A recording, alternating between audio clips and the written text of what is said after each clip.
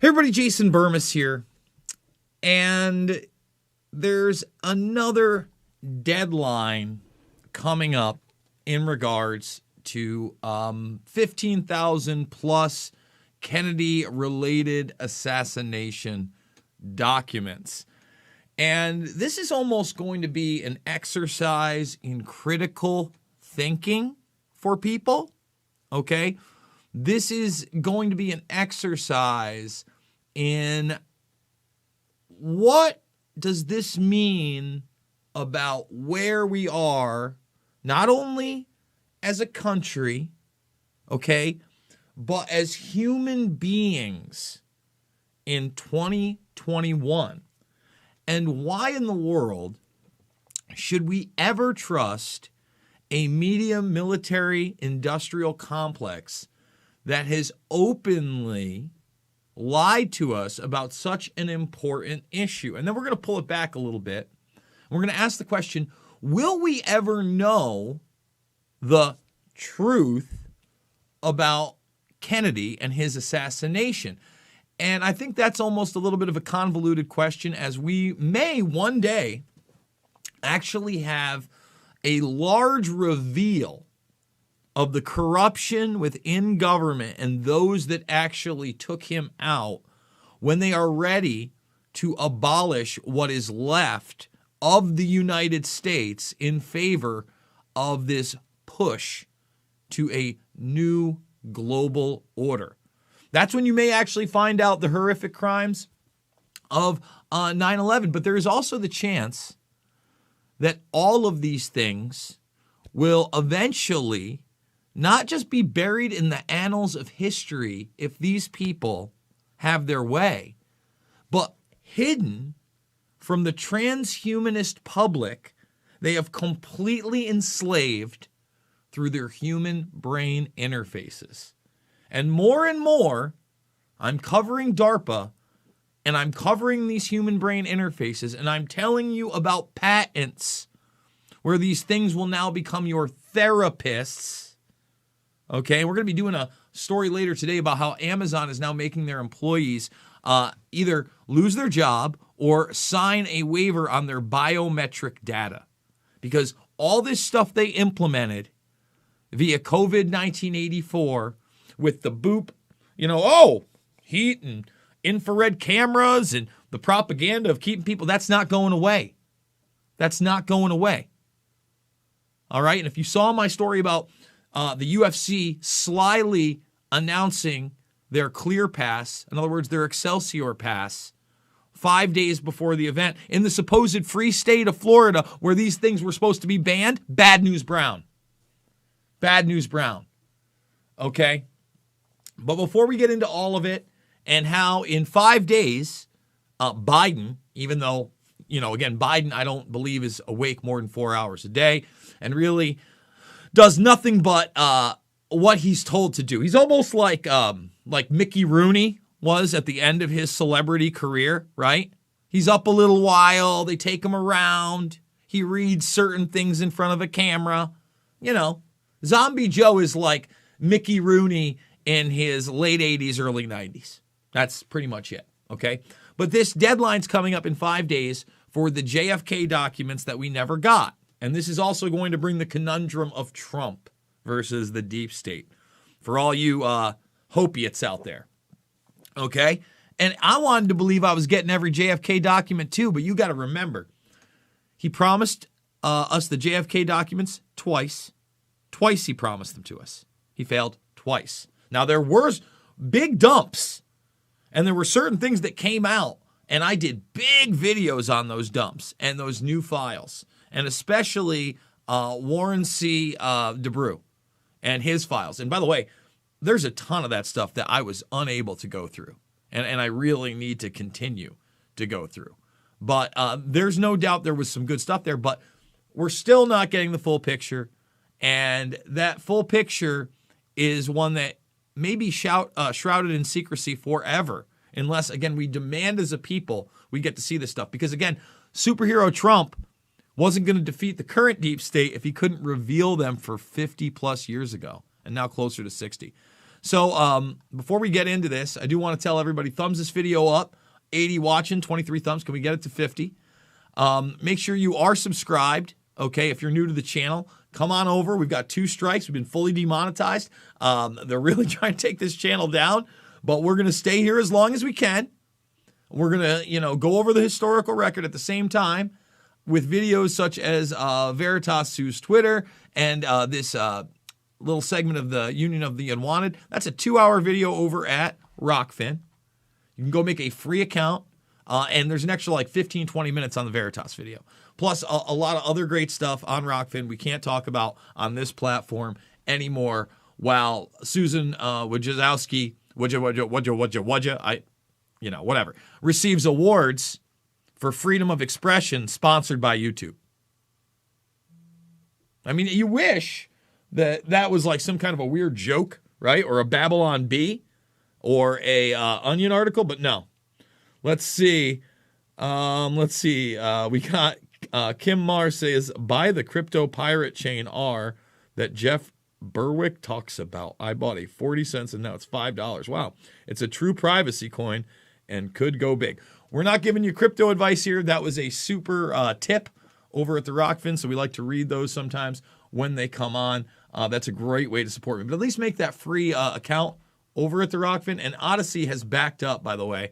You were just seeing the Odyssey, my entire YouTube channel, which is also great because, again, they kicked me off. They gave me strike 3. I know a lot of people don't believe that, but I've still got the email. They removed my channel. And then an hour later, I got it back. And they put this video back up, too. And remember, they tried to say it was against local authorities or WHO guidance on social distancing and self-isolation that may lead people to act against that guidance. Like, what? My goodness. All right. So let's read it.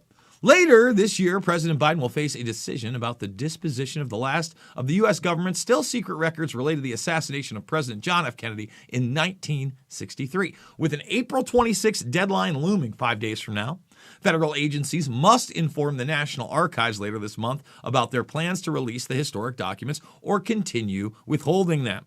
Now, notice you're hearing a ton of stuff about aliens and UFOs and CIA disclosures on that subject.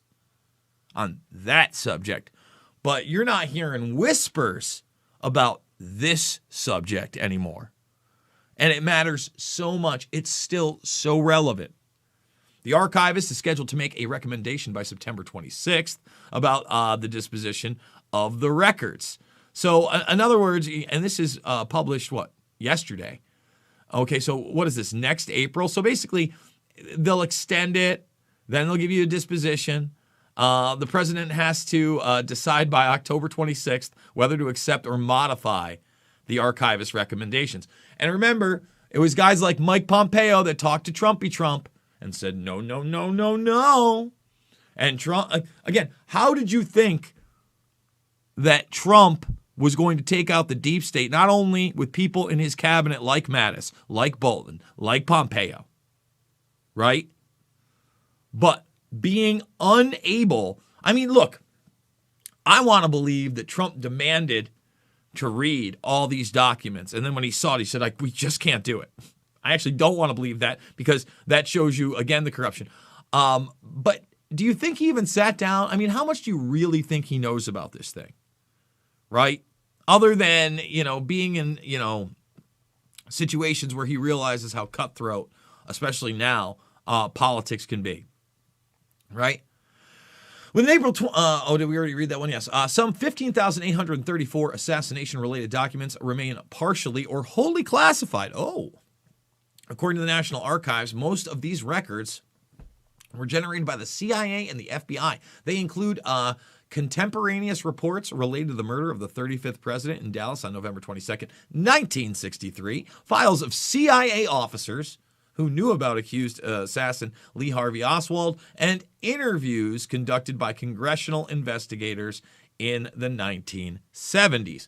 Now, Annie Jacobson's, I don't know if it's her newest book, but after the DARPA book, she basically does a book on the history of the CIA, their special operations, assassinations, the code that allows them to operate, quote unquote, legally, right?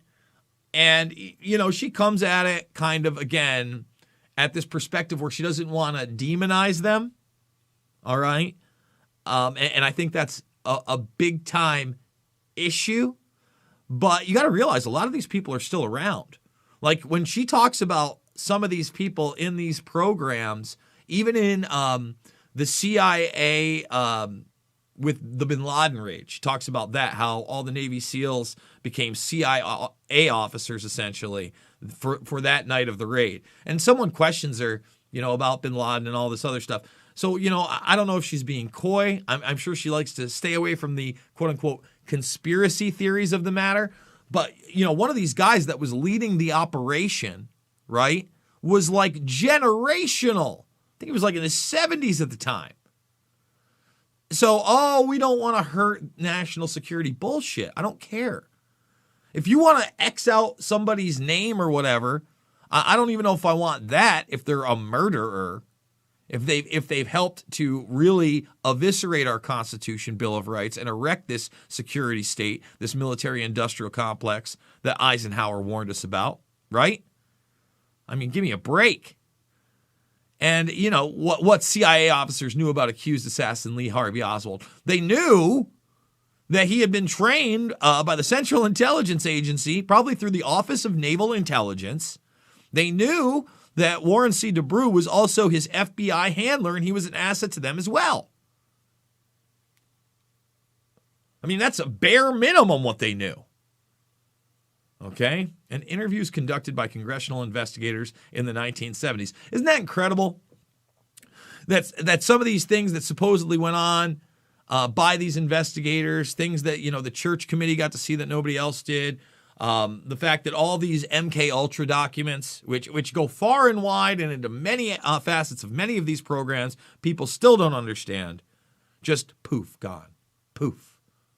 The legal timetable was established by an executive memo issued by President Donald Trump on October 26, 2017. After hearing from the CIA Director Mike Pompeo, Trump stated that because of national security, law enforcement, and foreign affairs concern, I have no choice today but to accept those redactions rather than allow potentially irreversible harm to our nation's security. And remember, all of this was because, and this is why Hollywood, and especially in a pre-internet era, was so damn important when Oliver Stone made his film. It was because of that outcry from JFK. Okay? It was because of that. And that just shows you the power of film. A lot of things have changed today, but documentaries can be just as powerful, if not more. The problem is that the internet is no longer a free exchange of ideas and is becoming more and more controlled. So that brings me to today. Why in the world, if we don't know the truth about these things from 50, 60, 70, 80 years ago, and I'm not just obviously talking about John F. Kennedy, but so many things that are still classified, from technology, right, to the covert operations that were conducted by our own military-industrial complex, right, to the experimentations on human beings, right? Why in the world today would we believe these people? Ever, on anything. On anything. And I'm not one of those guys that goes down every quote-unquote conspiracy rabbit hole and believes that, you know, everything in the world is fake, et cetera, et cetera. But when we get to the big issues, when we start talking DARPA especially, when we talk about the origins of the Central Intelligence Agency and the origins of, where Area 51, DARPA, this military-industrial complex comes out of, right?